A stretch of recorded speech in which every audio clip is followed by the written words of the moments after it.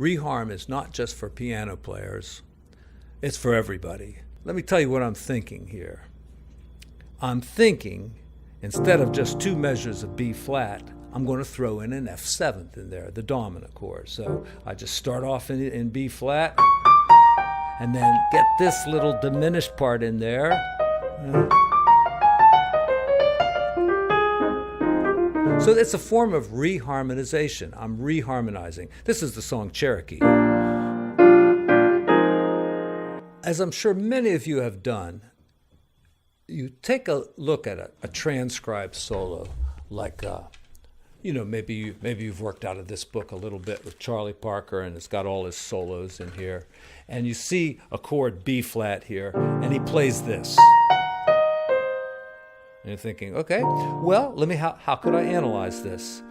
Many times you'll see an analyzation that's something like this. Well, he's just using the B flat bebop scale, right? Because the bebop scale's got this, got that note, and like that. And so Charlie Parker came down like this, and he used that note and two other notes that are in the scale. But what is that? That's a chord. It's C minor 7 flat 5. And if you think about a 2, 5, 1, instead of just thinking the B flat chord, think about a 2 chord, a 5 chord, and a 1 chord. Even though the chord symbol just says B flat and the rhythm section is just going to play B flat.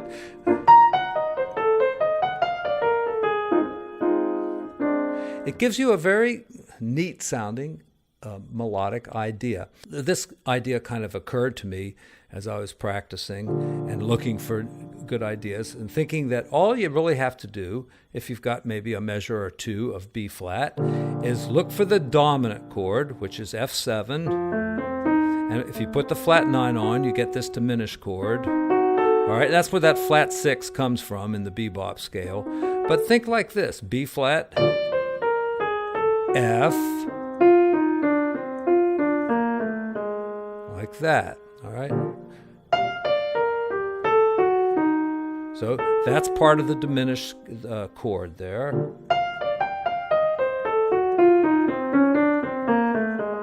See?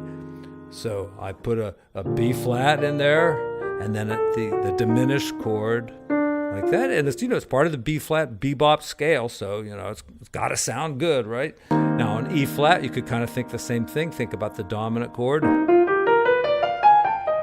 See, I went up the E flat, but then I went to that, they call the bebop note, I guess, and then did a diminished. And you don't have to do the whole diminished chord. You can just go a little bit of it or something.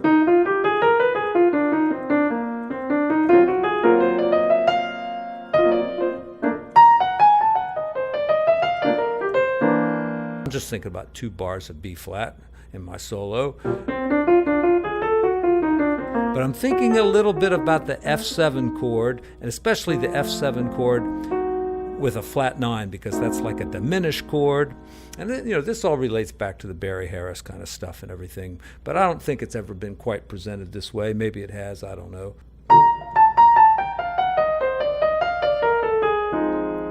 So there, I came up with something pretty good. I can't remember exactly what it was, but I went down the B flat chord, and then, like right in here, I thought about that diminished chord.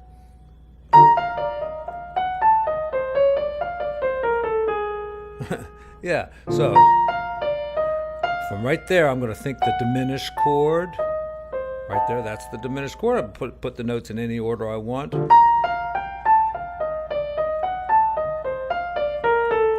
And then I'm trying to get to that F minor 7th like that. Though, I could maybe go or end on the E flat somehow. Let me see if I can do that.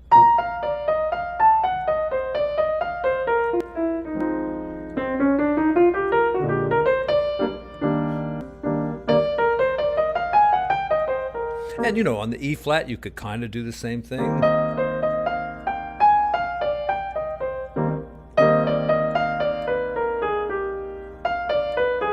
Right? Because I'm thinking of this diminished chord.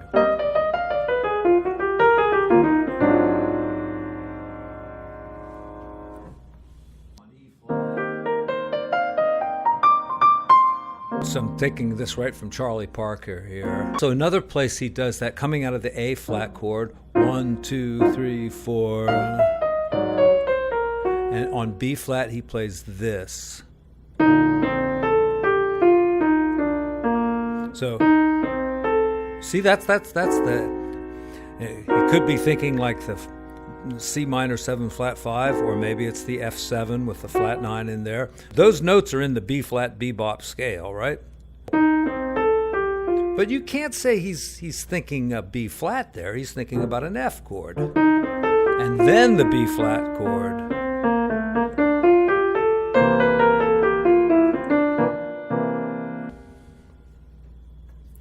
So another place maybe you could do an idea like this is maybe on the song All of Me. Right? So we're going from C to E, but we got 2 measures of C, and you know, we can use C major scale.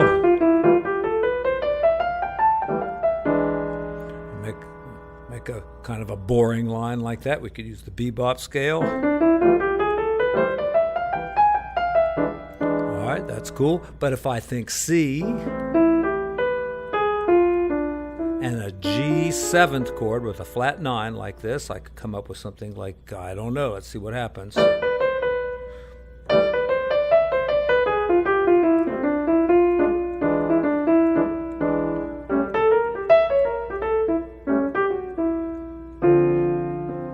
All right, and maybe if you're like got 2 measures of D minor.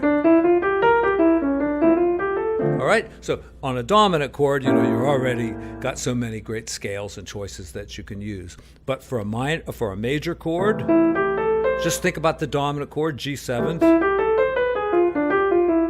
and you know, put a little bit of that in the middle. If it's a minor chord, you know, that diminished chord is like the A7th chord, the dominant of D minor.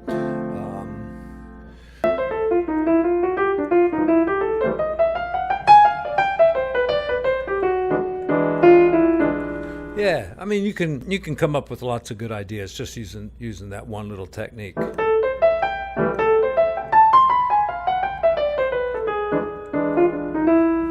So you see, reharm is not just for piano players. It's for everybody. Playing a single note instrument or taking a single note solo, no matter what your instrument is, to be thinking of simple reharm ideas will definitely enhance the melodic content of your solo. And I usually save this for the end of my videos because most people have signed off by now, but hit the like button, subscribe, join me on Patreon, or help out the channel through PayPal, and I greatly appreciate it. And I'll see you back here again with more fantastic ideas.